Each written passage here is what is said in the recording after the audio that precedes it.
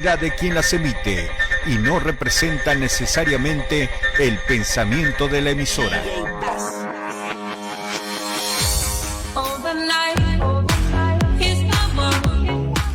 Hola, ¿qué tal? Buen día. Bienvenidos a una transmisión más de Mundo Peronista, este programa radial dedicado a la doctrina del justicialismo. Forma parte de Producciones del Tren de la Vida. Agradecemos y mandamos saludos a la compañera Mabel Morales por hacer posible este espacio. Y obviamente a todos los oyentes, amigos, compañeros, familia que siguen la programación, que comentan, que comparten, que le dan me gusta también en las publicaciones. Recordemos que estamos en vivo por FM Ya, la Radio TV, también transmitiendo por Facebook, así que los que quieran mandar mensajes lo pueden hacer al 387-5397-295, repito, 387-5397-295. Bueno, en el programa de hoy vamos a seguir con el capítulo 6 de Historia del Peronismo de Eva, en este caso, dentro de las causas del justicialismo, el comunismo. Para hacer un breve repaso de lo que fue el programa anterior, fue un desarrollo del capitalismo según la visión de Eva, en función de lo que había sido un poco el origen en sí del capitalismo como sistema global y después de las implicancias que tenía en nuestro país con los sectores sociales o económicos que adherían justamente a ese capitalismo foráneo que formaba parte de lo que era el esquema dominante, digamos, de nuestra nación.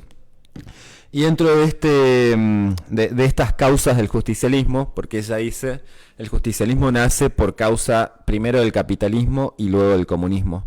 Primero el capitalismo por la explotación que este sistema ejercía sobre nuestro pueblo, y segundo el comunismo por la pretendida respuesta de esta doctrina ante ese sistema de explotación, que ella después lo va a caracterizar para ver en definitiva cuál es la crítica o la percepción desde el justicialismo sobre este sistema político, social y económico. Entonces, bueno, en el principio de este capítulo Eva también hace una recapitulación de lo que fue el origen de la revolución justicialista, que ella lo coloca desde la fecha en que fue creado, en que Perón asume la Secretaría de Trabajo y Previsión, y que después se termina de consolidar en el 17 de octubre, pero plantea como este momento inicial, dado que ahí ya se comienza a generar el vínculo entre Perón y los trabajadores, y no tan solo el vínculo, sino ya alguna de las conquistas que hemos desarrollado en algunos de estos programas, como por ejemplo el Estatuto del Peón Rural. Entonces, como antecedentes de la génesis del peronismo, lo ubica en este momento. Entonces dice... los demás creían que las causas de la revolución eran el fraude y la inmoralidad en la administración pública y los círculos políticos que no se ocupaban del país, sino de seguir en el gobierno a cualquier precio y a cualquier costo. Perón veía más allá. Bueno, justamente también mencionando dentro de las causas de la revolución del 43, justamente era para prevenir un nuevo fraude que se estaba pergeñando, para consolidar también o formalizar, digamos, ese esquema de saqueo que se estaba dando en el país. Dice, la explotación del hombre por el hombre. Si todo hubiese constituido solamente en eso, la revolución habría cumplido con el pueblo en muy poco tiempo. Con una simple reforma política se arreglaba todo. Pero eso era mirar el problema muy superficialmente, pues si bien era un problema fundamental el fraude con que se había engañado al pueblo por tanto tiempo, si bien era un problema serio para los gobiernos anteriores la inmoralidad administrativa, el problema más serio, y aún el más agraviante para el pueblo, era la explotación del hombre por el hombre, y por otra parte, la entrega constante de la patria a la potencia extranjera que pagara más. Pero para desgracia de los argentinos no solo se vendía la patria, se rendía pleitesía a las potencias con el solo fin de tener amigos importantes en el extranjero. Eso era más fundamental. Bueno, acá justamente está describiendo todo lo que fue prácticamente la década infame, donde se produce un nivel de entrega con el imperialismo inglés que, bueno, se puede graficar en uno de los sucesos que fue el pacto Roca-Runciman, Y después también lo que fueron el negocio de la carne, justamente con ese país. Después dice, lo primordial, establecer la justicia social. El objeto principal era, pues, establecer la justicia social, que debía realizarse a pasos agigantados en nuestro país atrasadísimo en legislación social. Era necesario dignificar al pueblo argentino y consolidar además la soberanía nacional, que era declamada, pero que no se practicaba ni se realizaba de la manera como la soñaban todos los argentinos de bien. Eso era lo que más preocupaba al general Perón. Lucha entre capitalismo y comunismo. Pero el general Perón veía mucho más lejos. Comprendió que la guerra terminaba, que posteriormente a la guerra contra los totalitarismos fascistas comenzaría en el mundo una nueva lucha entre el capitalismo y el comunismo. Esto es la Guerra Fría. Eso advirtió entonces que el capitalismo era un simple sistema de explotación del hombre que estaba destinado a ser vencido en el mundo, precisamente por eso y además por ser imperialismo. Y advirtió también que el único sistema que podía vencer al capitalismo en ese momento era el comunismo, también sistema de explotación del hombre, también imperialismo. Es decir, que el capitalismo y el comunismo representaban dos peligros para la humanidad. Ramificaciones imperialistas. Perón había comprobado también que en nuestra patria ambos imperialismos tenían ya sus puntas de lanza. El imperialismo capitalista estaba representado aquí por nuestra oligarquía, las organizaciones económicas, los monopolios internacionales, la prensa, los representantes de los imperialismos capitalistas y los partidos oligárquicos. El comunismo estaba representado por el Partido Comunista, agentes infiltrados en la dirección de todos los demás partidos y algunos dirigentes sindicales, mercenarios unos y engañados otros. También se plegaban al imperialismo comunista muchos obreros a quienes la desesperación echaba en sus brazos. Y Perón llegó a la siguiente conclusión: si la revolución quiere salvar realmente al pueblo argentino, no deberá realizar simplemente la reforma política. Deberá llevar a cabo también la reforma social que anule la acción del comunismo y la reforma económica que rompa el dominio capitalista. Bueno, acá cuando habla también de cuáles son los agentes en definitiva del comunismo en la Argentina, señalaba varios dirigentes sindicales y después también naturalmente el Partido Comunista y el Partido Socialista, que los va a caracterizar un poco más adelante hablando de lo que fue la Unión Democrática, que ya en programas anteriores lo habíamos desarrollado, o al menos habíamos hecho una introducción a este hecho, que fue la alianza entre los partidos de izquierda y de derecha, si nos atenemos a esta clasificación, en contra del surgimiento del peronismo en ese momento. Y bueno, todo esto conducido obviamente por el embajador estadounidense en ese momento, que era Braden. Bueno, dice un poco más adelante, peronismo y comunismo. La historia del comunismo nos permitirá comprender mejor la historia del peronismo.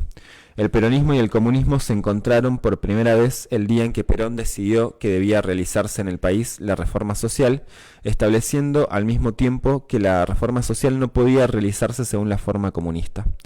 Piensen ustedes que si para hacer la reforma económica Perón tenía que mutilar al imperialismo capitalista, haciendo la reforma social quitaría al comunismo y a su correspondiente imperialismo algo que ellos consideraban muy codiciada: las masas obreras. Bueno, esto es algo que también de alguna manera es el histórico resentimiento de la izquierda con el peronismo, que ha hegemonizado la representación del movimiento obrero, o si no la ha hegemonizado, al menos la mayor parte del pueblo trabajador se identificó históricamente con el peronismo porque vio justamente un nivel de realizaciones de sus derechos y conquistas sociales que eran palpables y que le cambiaron enormemente la calidad de vida. Así que bueno, por eso también es que en definitiva la izquierda se terminó siendo antiperonista. Dice, para anular al capitalismo, Perón concibió la independencia económica y la realizó, porque lo grande de Perón es no ser un teórico, sino un maestro realizador. Para anular la acción comunista, concibió la justicia social y también la realizó. Eso es lo grande de Perón. ha salvado al país de dos fuerzas poderosísimas que oprimían a las naciones y explotaban al hombre. Eso es lo que más le agradecerán las generaciones venideras. Nosotros, tal vez por tener el privilegio de estar viviendo en la época de Perón, si es cierto que lo comprendemos, si es cierto que lo seguimos, que lo queremos y que lo apoyamos, no lo apreciamos en todo su valor porque lo tenemos demasiado cerca y porque Perón es demasiado grande. El capitalismo causa el comunismo. Muchas veces ha dicho el general Perón que el capitalismo es la causa del comunismo. Eso no todo el mundo lo comprende bien, sobre todo los capitalistas, pero esto es indudable.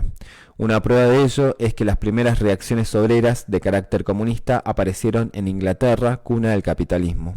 Decir que el comunismo nació con Marx no es una verdad absoluta. Marx solamente interpretó con una doctrina la rebeldía de los obreros explotados.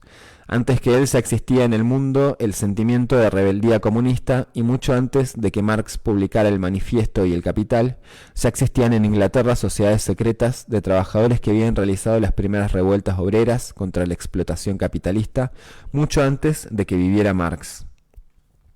El comunismo fue una forma de la rebeldía proletaria y por eso tuvo éxito. Los obreros del mundo no entendían las obras de Marx, pero seguían el grito de proletarios del mundo unidos, porque se daba cuenta de que solo unidos se salvarían de la opresión capitalista. El mismo Marx, ante la crítica de que hacían objeto a su obra El Capital, que era de difícil comprensión y que se la hacían los propios trabajadores, decía: no hay en la ciencia caminos anchos y solo pueden alcanzar las cumbres luminosas los que no caigan por la fatiga en los caminos estrechos. Esto está en una carta escrita por Marx a su editor de El Capital.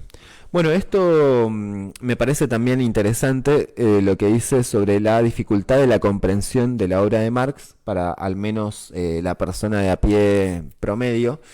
Y que eso también termina como erigiendo las vanguardias, ¿no? Que son aquellos sectores sociales por ahí que son de una proveniencia de clase media, podríamos decir, con acceso a otros niveles de estudio y que a partir de la incorporación que hacen justamente la teoría del marxismo, eso los lleva a la participación política bajo el esquema de dirigentes vanguardistas, por decirlo así.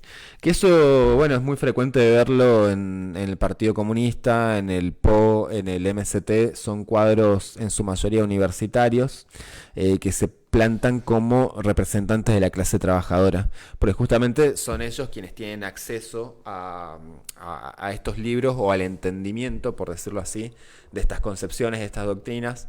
Entonces ahí ya también es donde veo yo el germen justamente de vanguardia, de cuadro político que va a explicarle al pueblo lo que tiene que hacer, distinto de lo que termina siendo el peronismo en cuanto a su conformación social también, porque justamente los dirigentes sindicales que son propios del pueblo, de la clase trabajadora, lo comprenden a la perfección, digamos, cuando Perón habla y cuando también tienen acceso a la doctrina, a los libros. Dice el verdadero éxito de Marx. El gran éxito de Marx reside no tanto en haber escrito El Capital y el célebre Manifiesto, sino en haber visto que frente al capitalismo, fuerza internacional, solo podía oponérsele la unión de todos los obreros del mundo. Marx, que vivió muchos años en Inglaterra en una extrema pobreza, vio que muchos de los obreros ingleses, unidos, desistían de oponerse a los capitalistas ingleses, exigiéndole mejores salarios y jornadas de 10 horas. Entonces iban a buscar obreros a Polonia y Alemania. Esto le hizo comprender que el movimiento obrero debía ser internacional.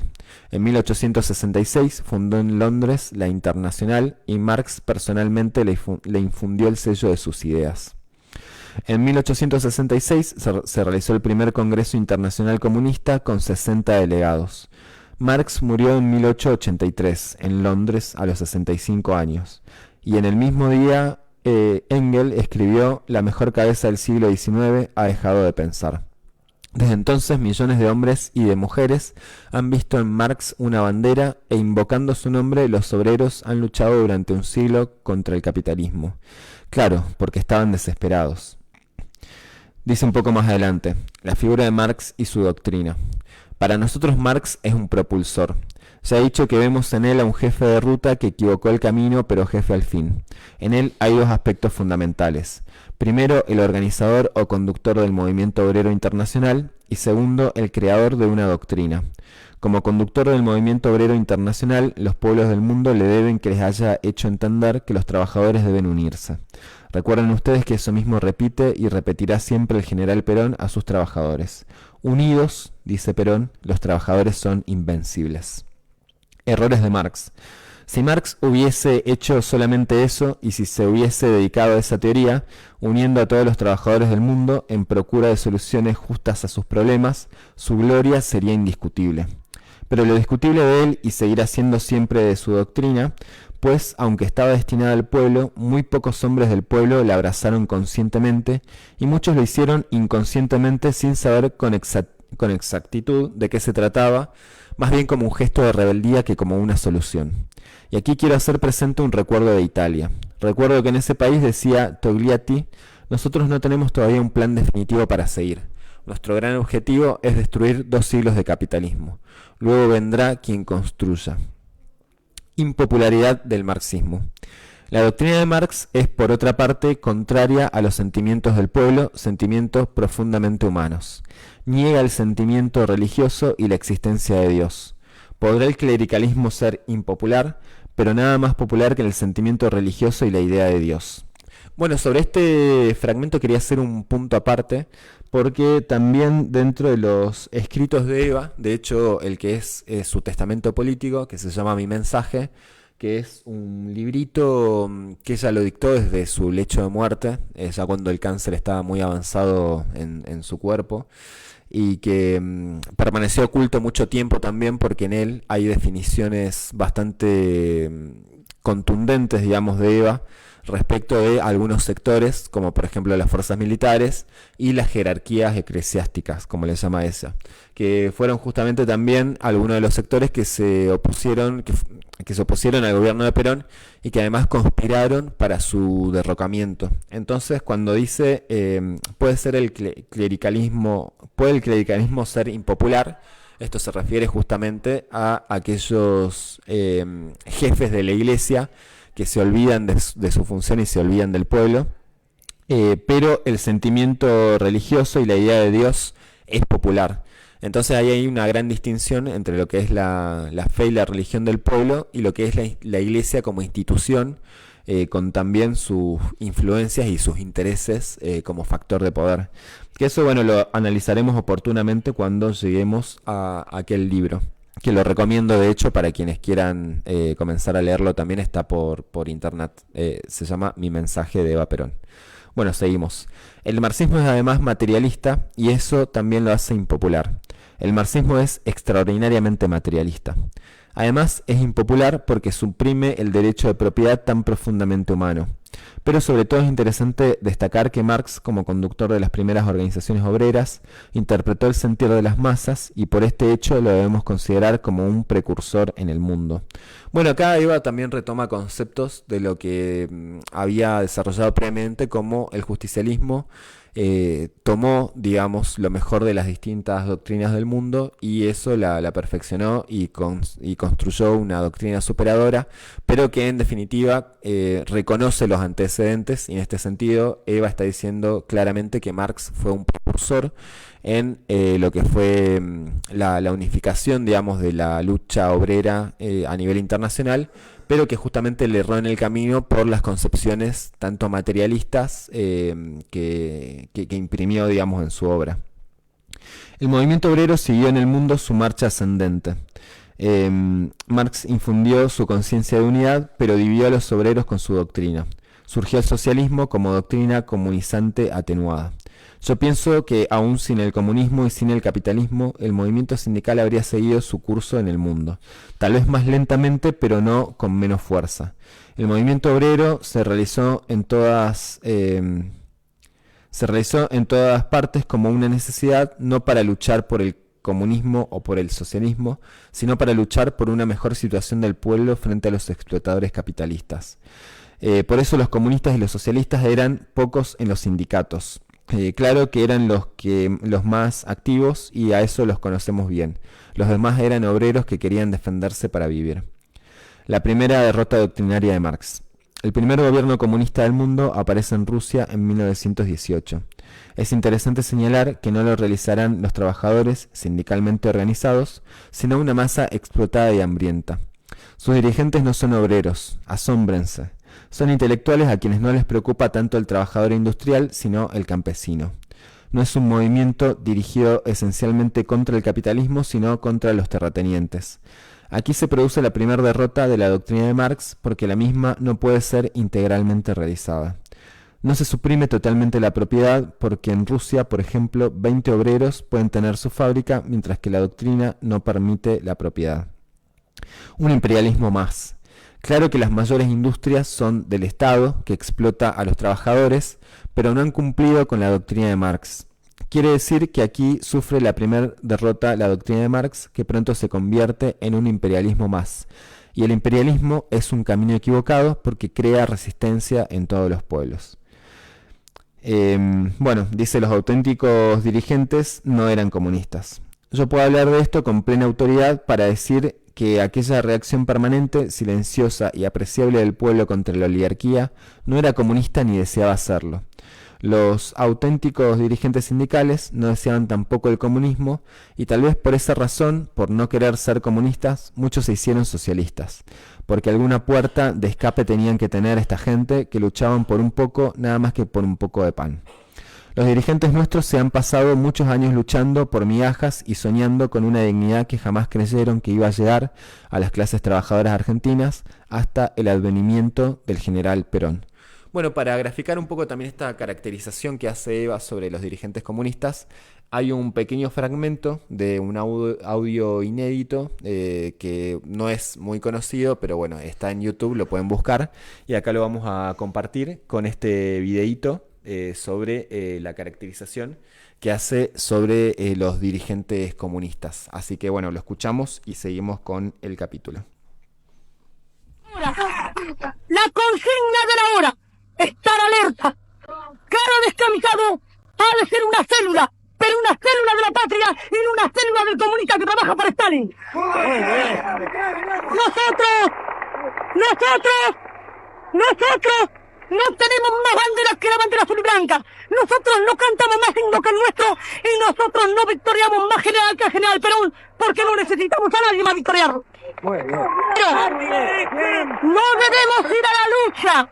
No debemos ir a la lucha de masa en este momento hasta que no se dé la orden. Pero cada descamisado, cualquiera que hable mal de Perón, debe romperle un botellazo en la cabeza a la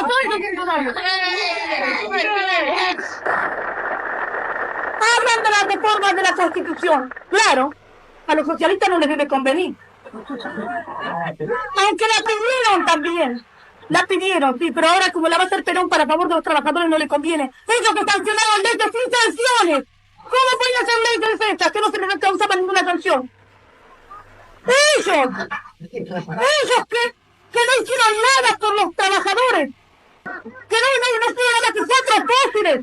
Que giraban las banderas para poder vivir ellas nada más, pero a los trabajadores no les dieron nada porque si algún trabajador ha recibido ventaja a los socialistas que los digan. De los comunistas, ni a hablar. Y así sucesivamente de los oligarcas, sí trabajaban para ellos, pero el pueblo, éramos las turbas, como nos llaman en el Congreso, o aluvión zoológico. Muy bien. Ellos hacían la ley y atrás les ponían... Pero ellos deben tener mucho cuidado. Cuando clasifican al pueblo, lo califican de turba, de aluvión zoológico, de turba. Deben tener mucho cuidado, porque el pueblo, ese pueblo que con su sacrificio, con su trabajo ha engrandecido la patria, no es digno que esos señores lo nombren, ni llamándolo, como antes lo llamaban pueblo soberano y hoy aluvión zoológico. No, nosotros que nos respetamos, decíamos que no nos recuerden esos señores porque nos hacen daño. Lo único que ellos quieren, como dijo el compañero Salvo, que esto sea una anarquía, porque ellos creen que dividir para reinar van a volver a reinar. Todos están equivocados. El pueblo argentino ya ha despertado y está en mayoría de edad. No volverán ellos nunca más a la patria, o la patria se extinguirá eternamente.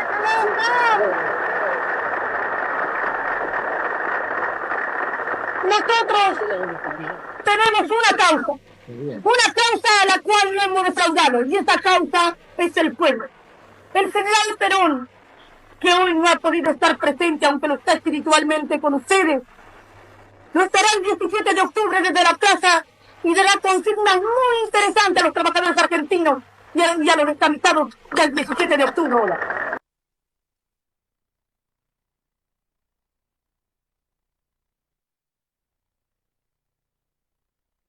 Bueno, ese era un poco el fragmento sobre la caracterización de Eva respecto de los dirigentes del comunismo en su momento. Dice, bueno, acá lo que les decía previamente, la bochornosa Unión Democrática. No se concibe que para el 24 de febrero de 1946, esto es el día que se da la elección, digamos, la primera donde participa el peronismo, los comunistas, los que se llamaban dirigentes del pueblo, lo mismo que los socialistas, los conservadores, los demócratas progresistas y los radicales, formasen esa tan desgraciada Unión Democrática, bochorno y vergüenza de todos los argentinos. Alianza de vendepatrias. No nos puede extrañar que los conservadores, los radicales y los demócratas progresistas se aliaran en un maridaje en el que estuvieron siempre, a pesar de los enconos políticos, porque se repartían el gobierno. Pero lo que nos extraña, y no lo podemos olvidar, es que esos que se llamaban dirigentes del pueblo, los socialistas y los comunistas, se aliaran con la más cruda y rancia oligarquía nacional e internacional. Se aliaron con el más crudo capitalismo en contra de los trabajadores argentinos.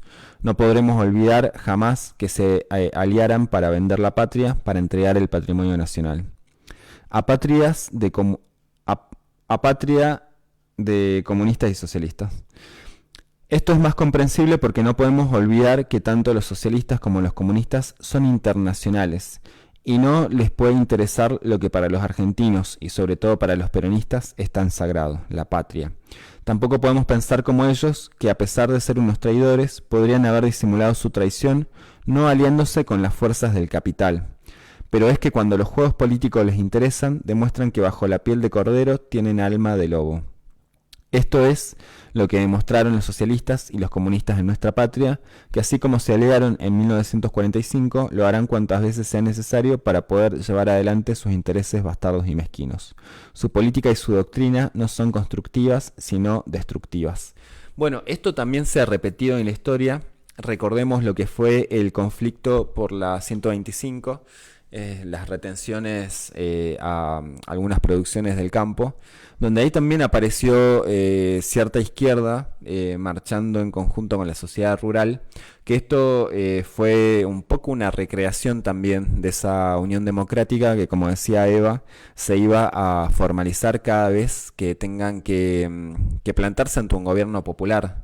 Entonces, este esquema también internacionalista que tienen ambos partidos, o sea, básicamente la izquierda, lo que les impide concebir y ver es la idea misma de nación y de patria.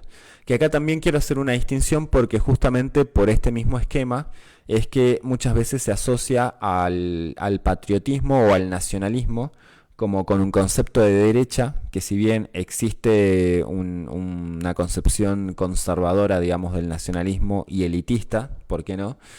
La concepción que tiene el peronismo en sí de la patria es esencialmente popular, porque justamente es el marco de contención y de unidad del pueblo argentino.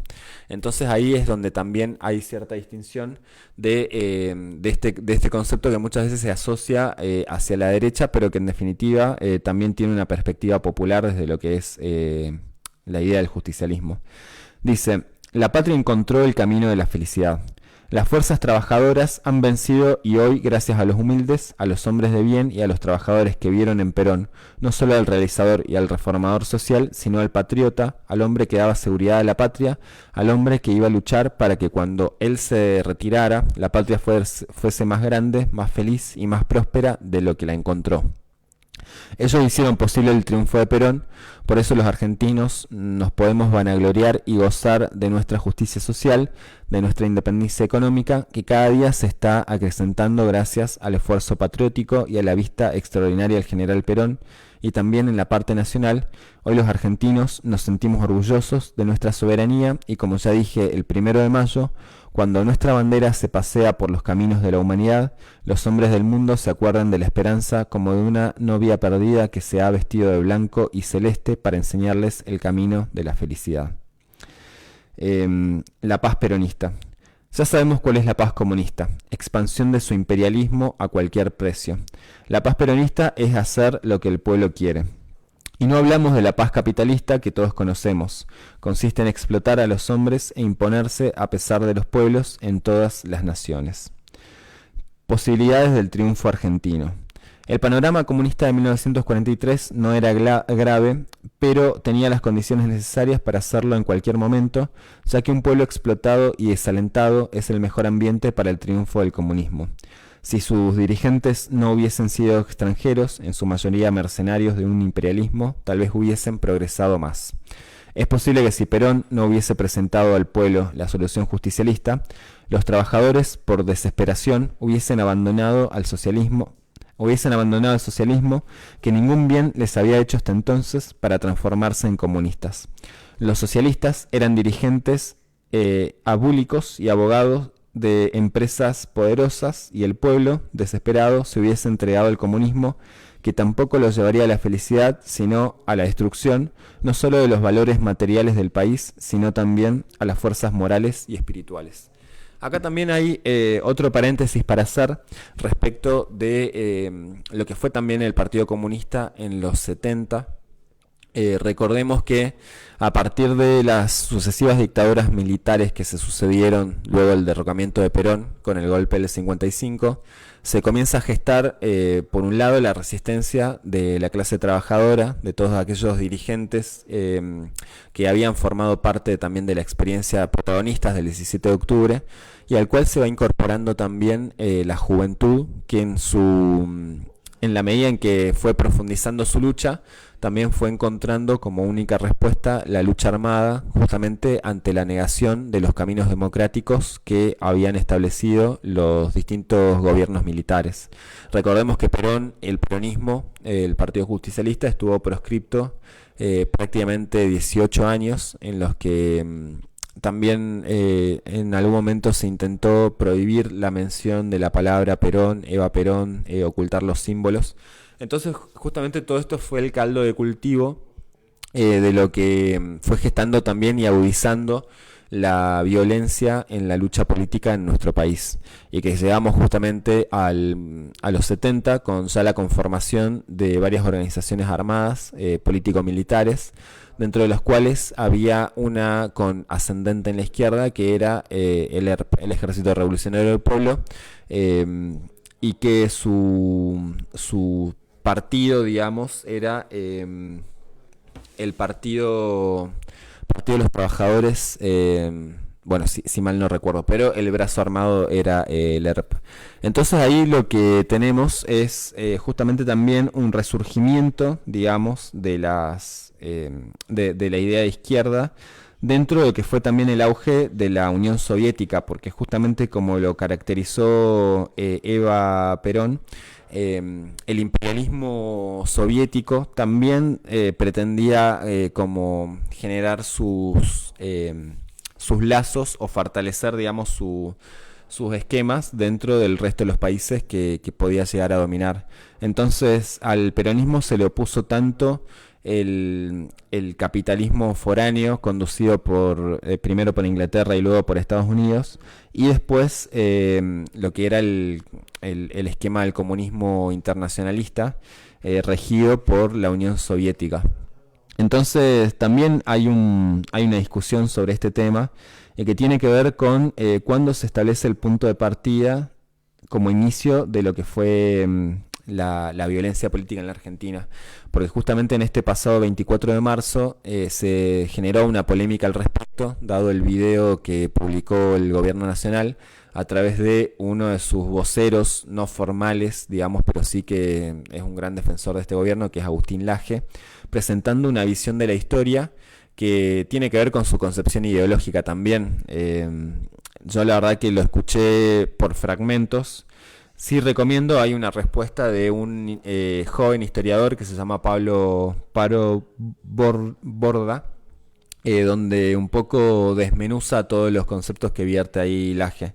Pero que, Laje lo que propone es el surgimiento de las organizaciones político-militares como el inicio de la violencia política en la Argentina, ante lo cual Borda y también Guillermo Moreno en alguna de las intervenciones de estos días dijo: yo lo pondría a partir del bombardeo en la Plaza de Mayo por parte de la aviación argentina, digamos, o sea, de las fuerzas argentinas, hecho que no tiene correlato en el mundo, digamos. Es algo que sucedió en nuestro país en ese momento, que nuestro pueblo fue bombardeado por sus propias fuerzas armadas, en este caso lo que tenía que ver con uno de los sectores más gorilas también de las fuerzas armadas, y que, bueno, ahí ya después, posteriormente, o eso fue la antesala de el golpe que finalmente lo iba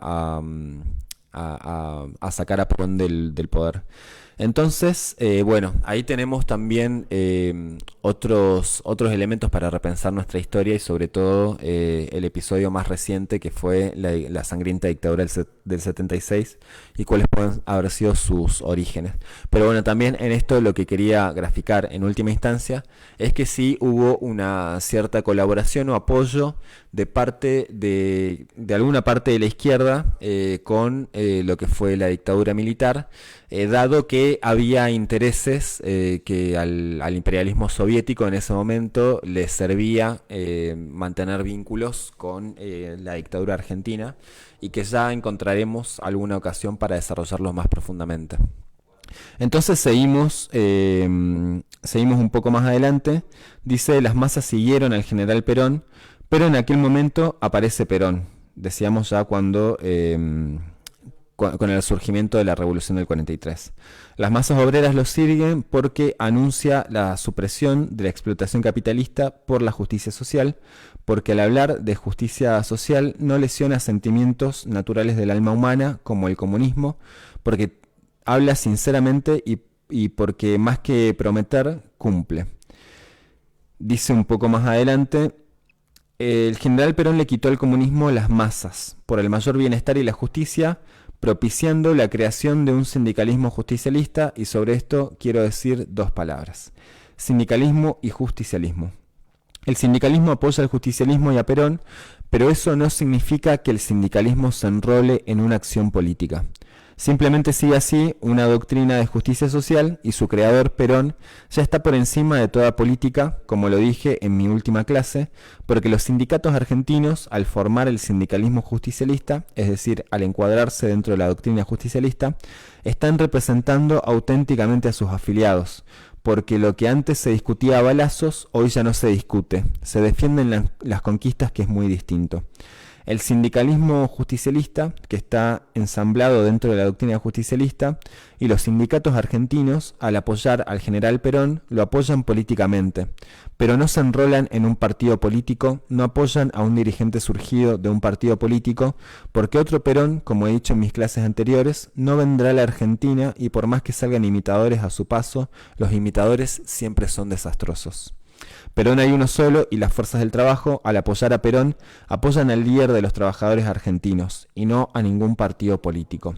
Perón es la patria, Perón es trabajo, y Perón es bienestar. Bueno, más allá de la caracterización que hace Eva de Perón, lo que dice sobre el tema del sindicalismo es clave para entender la concepción movimentista del justicialismo. Esto quiere decir que el peronismo no se reduce a un partido político, que si bien lo tiene, existe y es su herramienta electoral. El peronismo se compone como movimiento, y de este movimiento la columna vertebral es el movimiento obrero organizado a través de sus instituciones y sus estructuras. Entonces ahí también hay una diferenciación entre el rol y la participación de cada uno de estos sectores, porque tradicionalmente el peronismo, a la hora de conformar sus listas, establecía cupos, por decirlo así, para las distintas ramas que conformaban el movimiento. Estas son la rama política, la rama femenina, la rama sindical, y después se iba a incorporar la rama de la juventud, ya a mediados de los 60 y, bueno, principalmente en los 70, que esto conforman el esquema tradicional de organización del peronismo. Entonces ahí Eva hace una distinción entre lo que es la actividad sindical, que tiene que ver con la defensa de los intereses de los trabajadores, y la actividad política, que no se mezclaban, ¿no? Por decirlo así, o sea, si bien se complementaban, porque de última la rama política, que es la que termina formando parte de las listas, ocupando los cargos legislativos y algunos ejecutivos también, como así también los trabajadores, porque recordemos que había agregados obreros en todas las dependencias del Estado. Entonces ahí había una articulación que permitía el avance y la consolidación de las conquistas sociales que venía a plantear el peronismo, pero que justamente cada uno tenía su ámbito de participación y su estructura organizativa. Entonces dice un poco más adelante Eva: el sindicalismo se empequeñecería sin el justicialismo. Es así como genialmente ha dicho el general Perón: el justicialismo no puede vivir sin el sindicalismo, pero no le arrienda la ganancia al sindicalismo sin el justicialismo. Y tiene razón el general. Los que más sufrirán en nuestro país el día que los argentinos tengamos la desgracia de no tenerlo más a Perón, porque realmente va a ser una desgracia no tenerlo, aunque él diga con su extraordinaria bondad que nos seguirá dirigiendo desde su casa, no serán los grandes, sino los pequeños, las fuerzas del trabajo, porque tras las serpentinas y los fuegos artificiales que harán los políticos que les suceden, vendrán los desengaños y también las desilusiones. Para comprender hay que amar a los humildes. Para comprender a los trabajadores hay que amar profundamente a los humildes, y es así como si Dios, en su infinita bondad, ha querido darles a los argentinos a un hombre que lleva en su corazón todo el amor y toda la comprensión por los trabajadores. El general Perón ha puesto la intolerancia ante la intolerancia. Bueno, y acá para cerrar este capítulo dice Eva: el único defecto, su maravilloso corazón. Así es como yo he querido juzgar al general Perón. Tal vez como soy la más fervorosa peronista, he querido encontrarle algún defecto, y el único que le encontré ha sido su maravilloso y gran corazón. Yo quisiera que todos los hombres del mundo y a todos nosotros nos encontraran ese mismo defecto. Perón, para mí, que lo he analizado profundamente, es perfecto. Por eso, como yo creía que la perfección no se podía alcanzar dentro de lo terrenal, les digo que no hay ni habrá jamás un hombre como Perón. Bueno, ahí está también graficado el sentimiento amoroso de Eva por quien fue su compañero de vida, digamos, y de militancia. Y además, no cualquier militancia, sino aquella que realizó una revolución y nos legó una doctrina. Entonces, por ahí, para alguien que no lo siente de esta manera, que no siente el peronismo en lo profundo de su corazón, esto le puede resultar bastante chocante en algún punto, podría decirlo, ¿no? La manera en la que se refiere, pero digamos, ahí está también puesto en valor la parte humana del sentimiento que tenían el uno por el otro, y que además ese sentimiento se extendía al conjunto del pueblo, sobre todo a los humildes, y que fue lo que llevó también a ese nivel de entrega de ambos. A Eva también, bueno, la había llevándosela muy joven, a los 33 años, producto de un cáncer, que la oligarquía festejó también en su momento, y bueno, Perón que pudo llegar hasta una edad avanzada de su vida, pero que justamente no le alcanzó tampoco para poder cumplir con esa misión que se había propuesto al momento de su regreso, de consolidar la unidad de los argentinos. Temas que abordaremos más adelante cuando ya nos adentremos en otras publicaciones, pero que bueno, básicamente en este capítulo, como para hacer un breve resumen, Eva hace una caracterización del comunismo como una de las causas del surgimiento del justicialismo, además del capitalismo, pero que justamente también haciendo una caracterización sobre su concepción internacionalista como nuevo imperialismo dominante que llegó a dominar una gran parte del mundo, porque recordemos que lo que fue el desarrollo de la Guerra Fría fue justamente esa disputa por los sectores o la extensión de los dominios del imperialismo tanto norteamericano como soviético, y que eso llevó también a la conquista de muchos pueblos que se vieron despojados justamente de su soberanía para ser sometidos tanto a la órbita de uno como de otro imperialismo. Y después, finalmente, una caracterización de sus dirigentes, que muchas veces eran de una extracción social distinta a la del pueblo trabajador, y que justamente por esa misma condición es que se establecían en un lugar de vanguardia del movimiento obrero por su entendimiento, digamos, sobre los textos de Marx, pero que justamente Marx, como también un pionero de la organización de la clase trabajadora, le había equivocado en el camino por tener una concepción predominantemente materialista. Acá ya hemos visto y desarrollado en algún momento la concepción tanto espiritual como material que tiene el justicialismo del ser humano. Entonces incorpora, digamos, el elemento religioso como constitutivo también del ser, pero que ese sentimiento religioso, esa fe, es popular a diferencia de lo que es también la clase o la jerarquía eclesiástica, que decíamos termina muchas veces siendo antipopular, dado que responde a sus intereses sectoriales. Entonces, bueno, de esta manera fue el desarrollo de este capítulo dentro de las causas del justicialismo, el comunismo. Un tema que también sirve para traerlo un poco a colación de la actualidad, en la que se acusa mucho al peronismo de zurdo o se le asocia mucho al comunismo. Entonces un poco acá es también para dejar en claro esa diferenciación, que ya lo decíamos, el peronismo no niega la propiedad privada, pero sí pone el capital al servicio del ser humano.